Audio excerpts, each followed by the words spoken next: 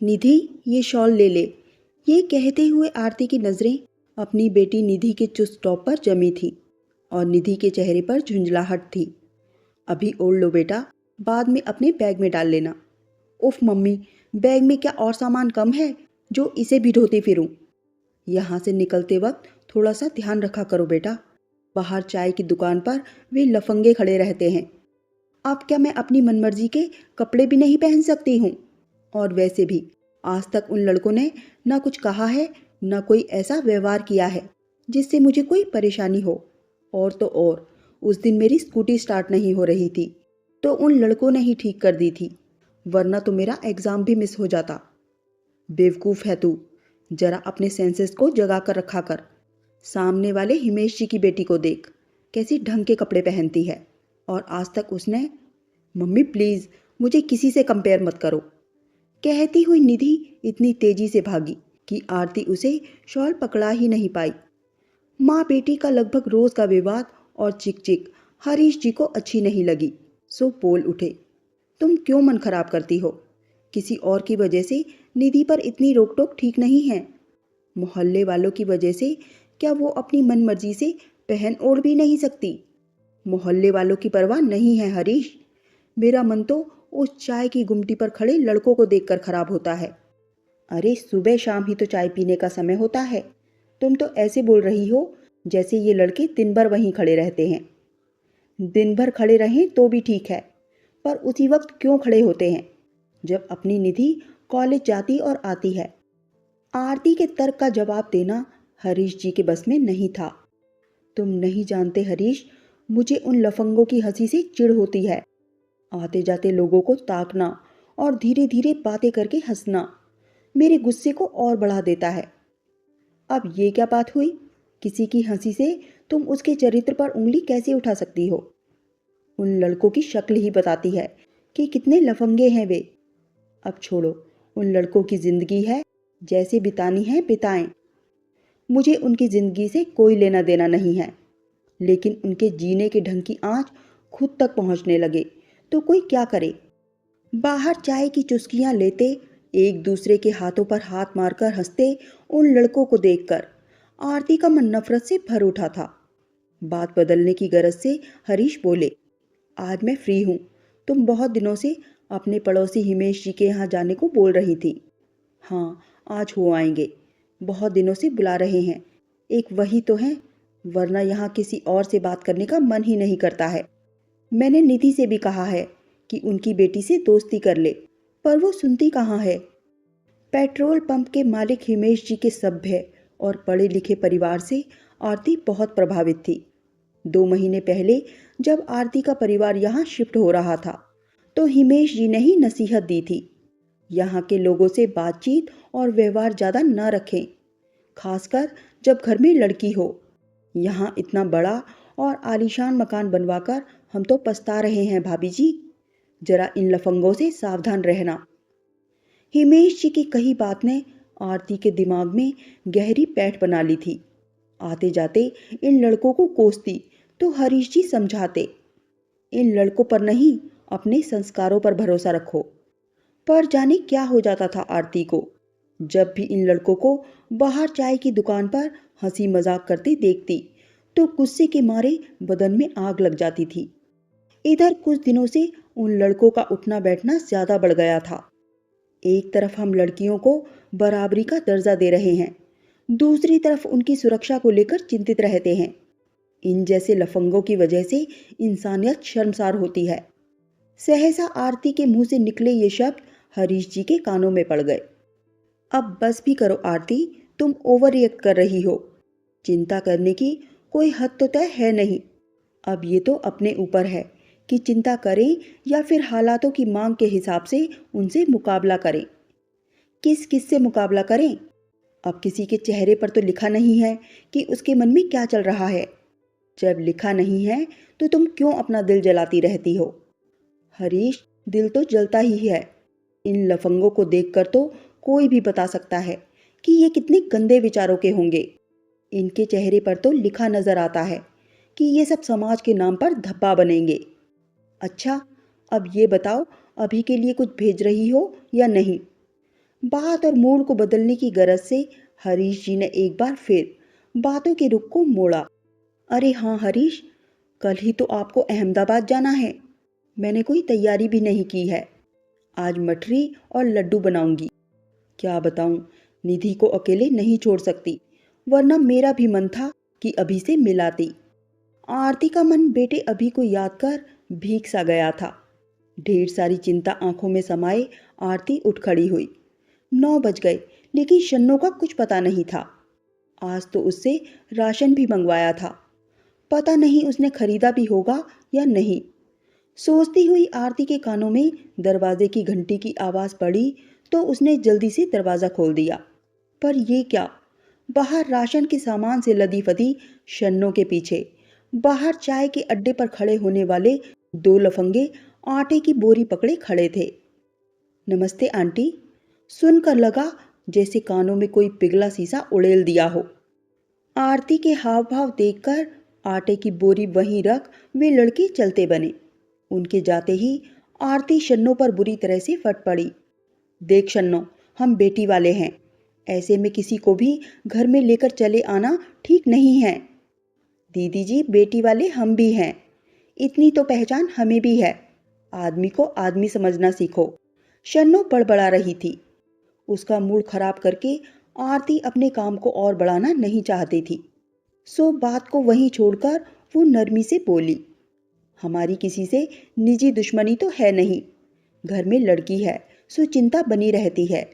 तू खुद ही देख, ये लफंगे से लगने वाले लड़के सुबह शाम यहीं खड़े रहते हैं। इनको और कोई काम धाम नहीं है क्या? आटा गूंथते हुए शन्नो ने कहा, ये बच्चे भी हमारे आपके जैसे परिवारों से हैं दीदी जी। अकेले रहते हैं, पढ़ाई करते हैं, थोड़ा बाहर हंस बोल लेते हैं तो क्या हुआ? ये लड़के यहाँ के नहीं हैं क्या? नहीं, कोई कोर्स कर रहे हैं। तो वो इतना सब कैसे जानती है? इनके लिए शाम का खाना मैं ही बनाती हूँ। इस खुलासे के बाद तो आरती का मूड और खराब हो गया। जाने शन्नो ने उन्हें क्या क्या बताया होगा।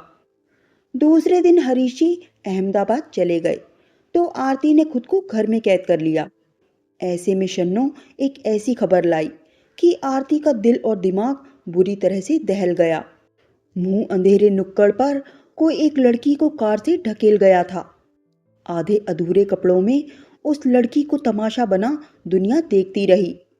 इन लड़कों के कहने पर शन्नो ने खुद की ओढ़ी शॉल उसे दी। चाय की गुमटी वाले अब्दुल चाचा के आश्वासन पर ही उस लड़की को उन लड़कों ने अस्पताल पहुंचाया। बेचारे डर भी रहे थे कि पुलिस थाने का कोई चक्कर ना हो। हिमेश जी ने तो दूर से ही हाथ जोड़ लिए। आप ही बताओ दीदी जी, इंसान ही इंसान की मदद न करे तो उसकी बड़ी बड़ी बातें किस काम की? हिमेश जी के पास 2-2 गाड़ियां खड़ी रहती हैं, पर ज़रूरत के समय साफ मना कर दिया। ऐसे मामले में सब डरते हैं, पर इतना भी क्या डरना कि आदमी से गीदड़ बन जाएं। सब बातों के शेर हैं, दम किसी में नहीं। शन्नो ने अपनी मन की भड़ास निकाली। उस बेचारी की दुर्दशा किसके कुकर्मों का नतीजा है, कौन जानता है।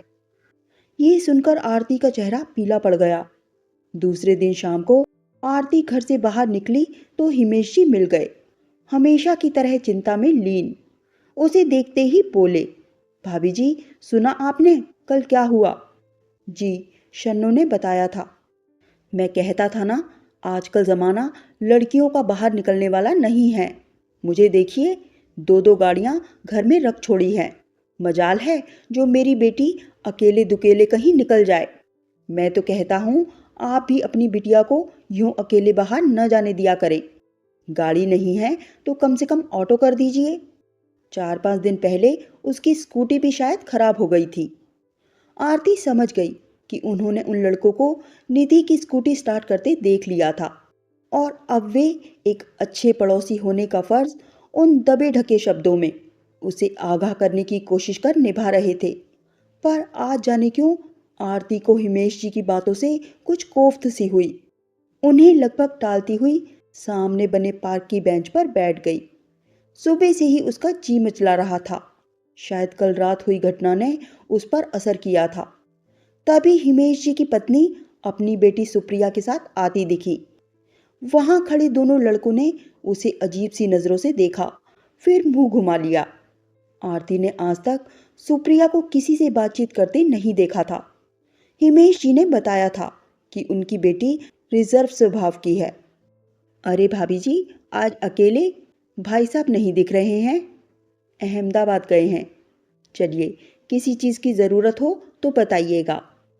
कर्तव्य पूर्ति करके हिमेश जी की पत्नी अपने घर के अंदर चली गई। सामने चाय की गुमटी पर बैठे उन लड़कों की ओर आरती की नजर गई। लड़के? हाँ, लड़के ही तो थे। जाने क्यों आज लफंगे शब्द की अनुगूंज सुनाई नहीं दी। पार्क में खिले गुलाब के फूलों की ओर हाथ बढ़ाते बच्चों को माली ने डांटा। आरती की नजर उन फूलों की ओर गई। एक दिन सुबह की सैर करते हुए उसके आंचल में कांटे अटक गए थे।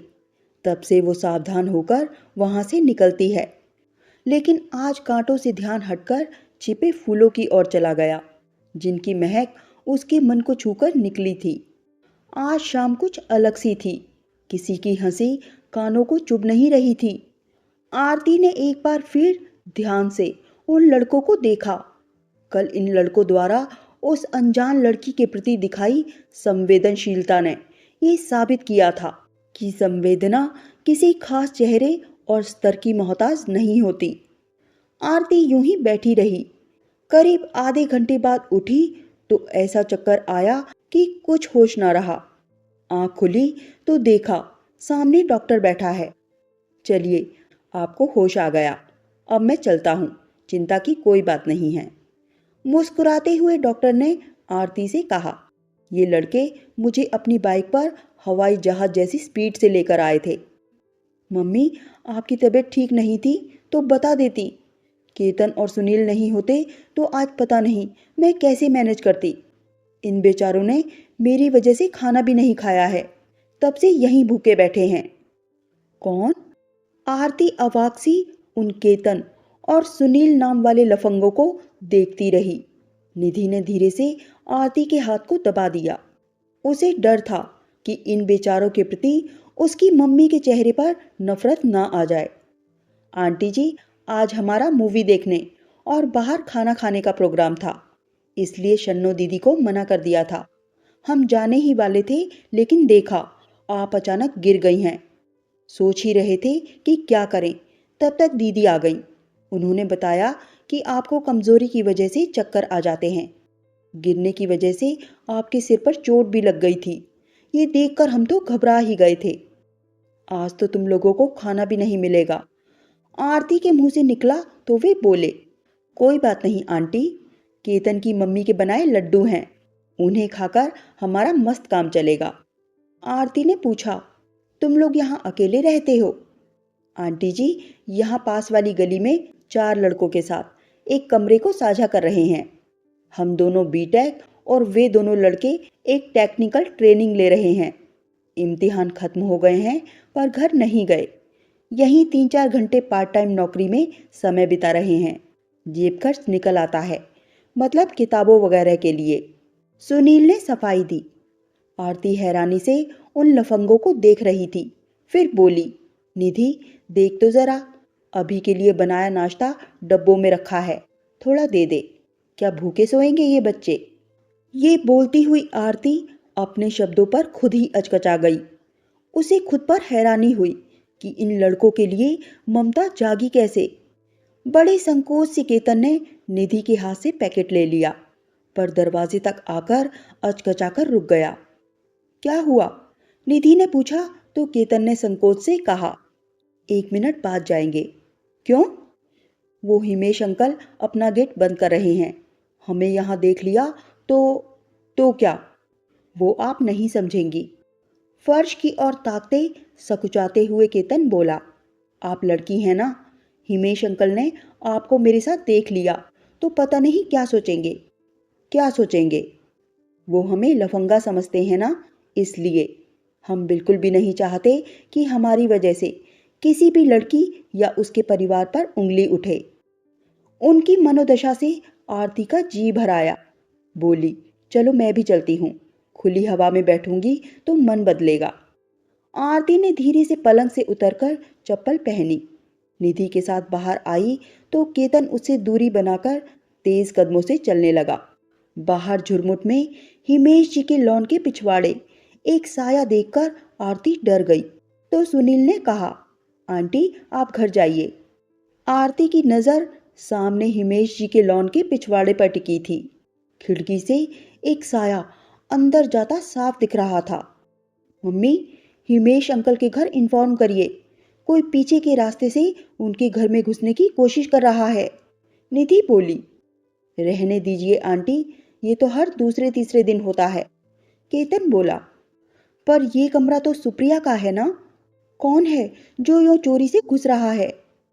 उस कार का मालिक, एक बड़ी सी कार की ओर इशारा करते हुए सुनील और केतन तेजी से सामने वाली गली में गुम हो गए।